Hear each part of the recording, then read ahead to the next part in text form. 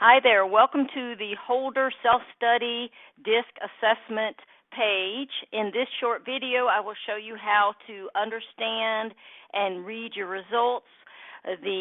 My name is Susie Price, and I am a facilitator and consultant, and I'm excited to share this information with you today. What this assessment can help you do is it can help you be more effective with people in your communications, because it'll show you how to adapt your style, how to understand how other people work, how to help other people bring their best to their role, how to bring out your strengths, how to bring out their strengths. And you're going to finish this video with a better understanding of your results. So let's just get right to it. I want to start with having you look at this list of strengths and have you pick one of your strengths. What I want you to do is to start thinking about what your strengths are. And so when you look at this list, which things stand out for you? What do people say to you? Oh, you're really good at this. This is a trait that comes naturally to you. Were you able to pick a few words or one that really stood out? It's good to know your strengths, and if you do know your strengths, that's something the DISC assessment will help you better understand. You're way ahead of most people. 3 out of 4 adults, when they've been surveyed, can't list their strengths, and they're not using them on the job. And that is a big problem, because using your strengths on the job makes a difference for success. And so strengths matter, and I want you to think about strengths. Well, oftentimes we think about what's my gap, what's my development, what is my weakness, and those are important too. We do want to look at those things, especially anything that's going to cause you to stub your toe. But we want to start with strengths, because sometimes our development opportunities come from our strengths. We do too much of them. And more importantly, if we do our strengths more every day, we're going to have more success. And if we help the people around us use their strengths more every day, they're going to have more success.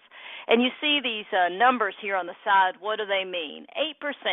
Just knowing your strengths. What Gallup research has shown us, they're a research organization that works on performance management and how to help us all be more productive at work. In their research, if you can just know your strengths tomorrow and you didn't know them the day before, and you consciously start using them, you're going to be 8% more productive, just knowing what your strengths are. You're 6 times more likely to have a high quality of life if you're able to use your strengths on the job, and you're 3 times more likely to be fully engaged in your work. If you're a leader and you're leading people based upon their strengths, according to Gallup research, you're 86% more successful than leaders who just manage based on weakness or development. So if you're a leader and you're leading by strengths, which is acknowledging people's strengths, helping them use them more, then you're going to be more successful. And on 25-person teams, when they went back and measured those teams, and those teams were teams that could say that they use their strengths on the job every day, they had 44% higher customer service scores and 38% higher productivity. So there's a real dollar exchange for this business of strengths, and that is a big piece of what the DISC assessment tool gives you. So what I want to do is go through the assessment so that you can understand how to read your results. And so I want to point out that there are more things happening in our world than just the DISC assessment. And this is a car analogy that I like to use. The DISC assessment tells you how you tend to drive. It's just your style. It's one piece. If you're driving down the road, it's how people would describe you. If you're in a meeting, it's how people would describe you. There are other things that go on with us that are not being measured in this assessment, the DISC, and I want you to know that so that you don't over-apply the DISC assessments. There's a workplace motivators assessment, and it tells you what you can't see. It's what fills your gas tank. It tells you motivators. And then there's another assessment called the Acumen that measures what's under the hood, how someone's thinking and feeling. So the DISC assessment is not covering these additional areas. It's a valuable tool for leaders to better understand strengths and blind spots and communication, but just keep in mind that you keep it in its place. It's not going to tell you what someone's motives are. It's not going to tell you what their horsepower is. It's just going to tell you about some behavioral tendencies that you have or that they have, okay?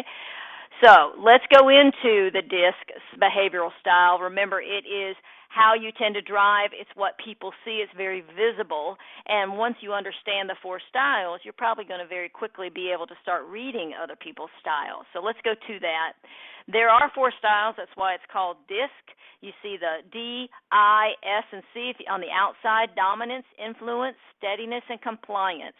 And there are some words there to describe each one of these areas. So dominance, very direct and assertive, fast-paced, talk to think.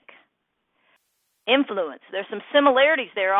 The high I, if someone has that in their style, they're very direct, but instead of assertive, like the dominance, they're more friendly. They're also fast-paced, and they also talk to think.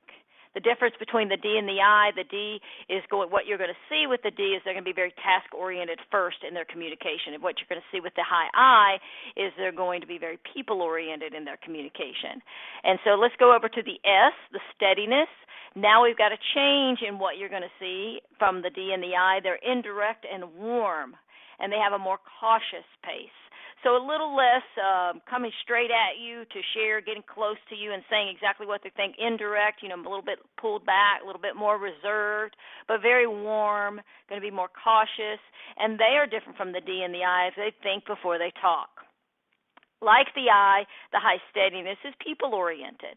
So these are just descriptions of things you will see in different styles, and we've talked about the dominance, influence, steadiness. Now let's look at compliance. Again, we've got indirect, something similar with the steadiness, but questioning. So instead of being warm and agreeable, the high compliance person is going to question. They're going to wonder, why are we doing that? Is that the right path? They're very cautious pace, like the high steadiness, and also wants to think before they talk. And you see other details there. I'm going to show you before we finish this debrief video where there is a memory jogger card on the website that this tools page is on for Holder, and there is a memory jogger card front and back that gives you a full description of each of the styles, and then on the opposite side, on side 2, it gives you some adapting tips on how each person might react and how you could adapt to them. So you're going to want to look for that memory jogger card. So I'll point that out before we finish today. But there is just an overview. The reason it's called DISC is it's the D, I, S, and C. Each letter stands for some behavioral traits. And then we have some famous people that are doing their style completely, so it helps you kind of understand a style. We've got the guy from Gordon Ramsay from, I think it's called Hell's Kitchen, and he's very direct and assertive. We got Judge Judy. She says what she thinks. She doesn't hold back. We've got with Ellen DeGeneres and Jimmy Fallon, very friendly. You see their smiles, very expressive, fun, life of the party. Then we've got steadiness, so that's Andy Griffith. If anybody watched the show, Mayberry Show, or I guess it really was called the Andy Griffith Show, and Nicole Kidman. So pleasant, warm, amiable, agreeable, a little bit more laid back in their approach. And then we've got the high compliance. We got Spock, saying just give me the facts and the detail, very analytical. And we got Condoleezza Rice. So both of those, less facial expressions, and the exact opposite. If you look at the compliance and then you look at the influence, opposite. Influence has a lot of facial expression and very expressive. High compliance is less facial expression, more neutral, and a little less expressive and more focused on the facts. So you'll see the dominance and steadiness, same thing. Whoever is across from you can have a very different style and approach. The high dominance wants to hurry up and get it done. The high steadiness is, wait a minute, let's take our time, let's get it right, let's worry about the people. The high D says exactly what they think and is very assertive. High steadiness is a little laid back and isn't going to share exactly what they think until they feel comfortable. The high D goes right towards conflict, and the high steadiness backs away from conflict and says, okay, can't we just all get along? So you can see where there's lots of opportunity for challenge when we're working with different styles, and also lots of opportunity for great synergy. But there is a very quick overview of the D, I, S, and C styles. And you'll notice when I was describing that there are some similarities. The D and the I are more willing to take risks. I've talked about them being more talk to think. The S and the C, they're going to be more cautious around risk. They think to talk. They're a little bit more focused on accuracy and getting it right. The D and the C have in common that they focus on tasks. The I and the S have in common that they focus on people. Now, we have to remember that this is not all of someone. This is just their style.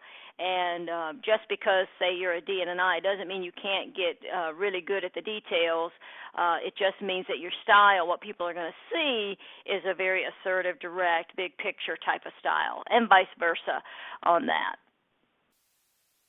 So that is an overview of the styles, and you also have the memory jogger card that you can print out. It's one page, two-sided. Now, DISC results are awesome, but I also want you to know what they are not, and that's based on the fact that it's just measuring one aspect of a person. They are not a measure of success or failure. So you can be a leader and be in any one of those styles or have a mix of those styles. It's more about how you treat people, whether you're fit for the job, your background and experience. As many other things come into play. If you do not manage your style or are not aware of your style and how it's impacting others, you can have problems. So this is where this is helpful, but it is not if you're this style, you won't be successful. Every style can be successful. It's not a measurement of someone's brain or their horsepower, as I was talking about earlier with the different assessments. It's not a measure of mental health. It might reveal a little bit about any stress you may be under, but it's not going to tell you, it's not a psych test. It doesn't tell you what's going on in your heart or in someone else's heart. They may be very direct and assertive, but they're really caring. So it doesn't tell you that. It just says style. This is what we see. It's not a great tool to use in interviewing by itself. You can use it in interviewing in regard to, I think I want a more cautious style, but it's going to be one piece of the puzzle, maybe 10% of the puzzle. You need to think of all the other things that go into the picture, which is background, their horsepower, their drivers, and it's not perfect. You may have read your results and saw some things that you think, oh, that's not true for me. And so my adage always is, if it's not true for you, put a question mark by it if you wonder if it's not true for you, and ask somebody you trust to give you some feedback. But if you know it's not true for you, exit out and say, okay, that's not true for me. Maybe it was back when I was a teenager or I was in college or early on in my career, but I don't do that anymore, or I've never done that. So it's not perfect. People usually say it's about 85% accurate in its statements. So those are all the things that the DISC results assessment are not, but here's how they can help you, and I've already touched on this. They tell you about your strengths, tell you about blind spots. Blind spots are something everybody else sees but we don't see, and can really help a team begin to understand the differences and help a team work together more effectively. So let's go into you reading your results. You will open your assessment now and go to, it's usually about page 21 or 22, and you'll see a graph that looks like this, and it says natural and adapted style. What I want you to do is pay attention to your natural style, so you'll want to circle that or put a star by it, but the natural style doesn't change. Every time you take the assessment, there's usually not a lot of difference in the natural style. It stays the same. And what you'll notice is the numbers on the side, 0 to 100, and then 50. See the 50 number? 50 is the energy line, so anything above 50, when we were going through the style descriptors, the D, I, S, and C, it's a reminder. It's saying, so for me, this is my assessment, I'm a high D, high I. So anything you have above the line, you may have one letter above the line, you may have two letters above the line, you may have three letters above the line. It's all good. It's all a snapshot of your style. There's not a right answer or a wrong answer. It's more about how you use your style. Okay, so anything above the energy line is going to tell you what your style is, and so I'm a high I and a high D. And so if you're using our workbook that we use in the class, you would note the high I and D in the workbook on page 2 if you have been in any of the classes that I've had. If not, just make a note. I'm a high I, I'm a high D, I'm a high S, I'm a high C. What are your primary, your number one, and what's your second highest? Now, adapted style. What is the adapted style? Adapted style is a snapshot of how you're changing your style to meet work demands at the time you took the assessment. Generally, when I retook this recently, my adapted style looked different. My D was higher. And what you'll want to do on your assessment, and you can pause this in a minute to assess this, but what you'll want to do is look at anything that's different from your natural style by more than 10 points. So you'll see for me, what's more than my natural style, I've got 100. On my adapted style, I've got 57. So I'm more than 10 points. That means I'm pulling my D style down more than 10 points. So I want to make a note of that. I want you to do the same thing. The other thing that I'm doing, just to serve as an example, is my steadiness, that high S, the green bar, is 25. I'm adapting it by more than 10 points to 8. So I'm pulling my S down. Okay, so take a moment, pause the video, see what you're moving up or down. If anything's going up or down 10 points, just make a note of it. And on the next slide, I'm going to give you some explanation of what that means. So here is, you can pause this if you're moving your style up, what you're doing, and if you're moving your style down, what you're doing. So for me, if you remember, I'm moving my D down. I'm being less assertive and challenge-oriented. When I took this is how I'm adapting my style. And also I'm moving down. I was speeding up my activity level, so my pace is getting faster. So the way you use that is you say, okay, what's happening in the job that's making this occur at this point? And for me, this was early on when I started my business, so I was being less assertive as a facilitator because I knew I had a kind of a strong personality, and I was really pulling my style back. And then I was actually, because there was so much to do, speeding up my activity level. And then what you do is you ask yourself a question, is this adapting working? And for me, it was half working, half not working. Was it causing you some stress? Yes, I was moving too fast, and I really wasn't speaking up sometimes when I could have. I wasn't actually using my strengths fully. So for you, again, you can pause and go back to the other slide to analyze whether you're moving your style up or down, what that means, and then ask yourself these three questions. Is it working? Is it causing me stress? Is it a strength revealed? And just remember with adapting, some people will say, I'm not adapting my style at all. Is that good? And the answer to that question is, well, is it working? And so somebody may need to adapt their style based on something that's happening on the job right now. And so if you're not adapting, you could say, well, no, it's not working, or yes, it is working. So you just ask yourself these questions. If you are adapting, the same thing. Is it working? Oh, yeah, I know what's happening. We're going through an audit, so I'm being more cautious, say, if you're raising your seat. Is it working? Is it causing you stress? Oh, yeah, maybe a little bit. It just is a snapshot and an understanding, and it's a good point of discussion. You have to bring meaning to that piece of the assessment. But that is what the adapting is. As we move forward, we'll continue to talk about the natural style, because that is where you are more comfortable. That's where, when you're under stress, you'll go to your natural style, and it is natural to you, so that's why we just focus on that. I want to mention this graph here. This is the DISC wheel. It's another picture of an image of the four styles, because as you can see, even though I broke it down when we started describing the D, I, S, and C individually, we're a mix of styles. So actually describing and learning them individually is the way to start to get to understand them and use them to better understand others. But knowing that people are a mix, we've got this other graph here, and you'll notice around the edges of the wheel are the D, the I, the S, and the C. And then there are descriptors of each area. If somebody's on the conductor side, that means they're mostly high D, and the conductor would be the descriptor. This is my wheel, a high a D and I, and you remember how strong it was on the graph. Strong meaning not good or bad, just it was high as 100. So I'm a persuader. I'm a mix of the D and the I. The further out you are on the wheel, the stronger the tendency is. So if your numbers were more like 50 or 60, you're closer in on the wheel, and you might be, if you had a high DI but you were at 65 instead of 100, you might have landed somewhere here at 44 or 45. And again, moving in, it means your style is a little less noticeable, and you might have an easier time adapting to other styles.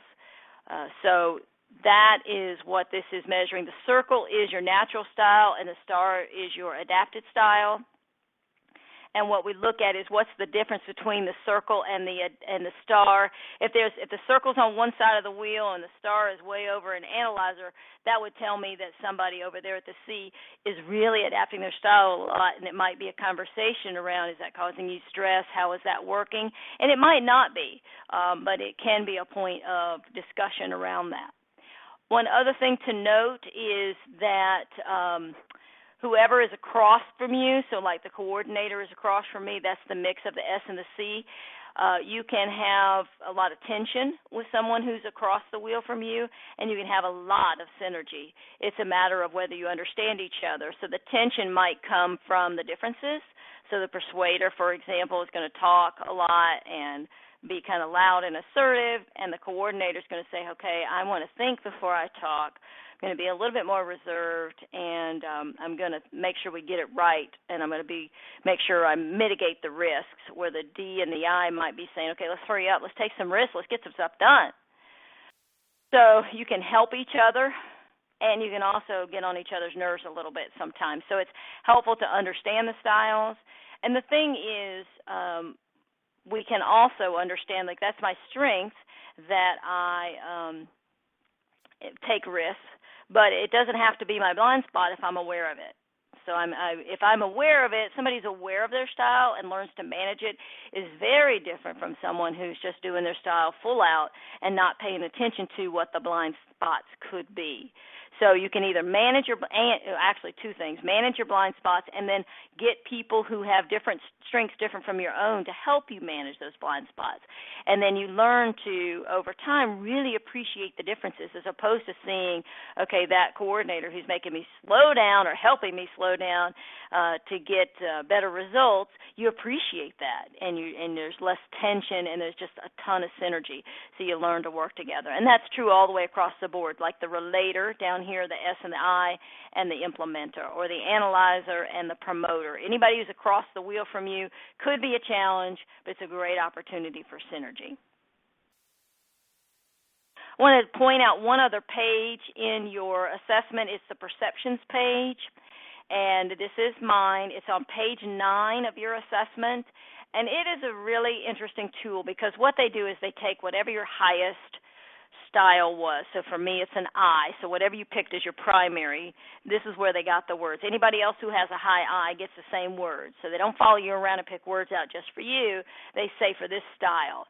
So oftentimes I may think of myself as just being enthusiastic and charming, inspiring, and I may be being those things at sometimes, a lot of times, and then those are some of my strengths. But if I overdo it, which is the middle box there, others' perception. So if I'm under stress and I overdo my style, or others' perception extreme, or I really overdo my style, here's how I could be seen by others. I'm either overdoing it and or someone's style is different from my own. They're not a high I, they're a high C. So when they're with me, they may think, oh, she's just too optimistic. She's glib. It's unrealistic.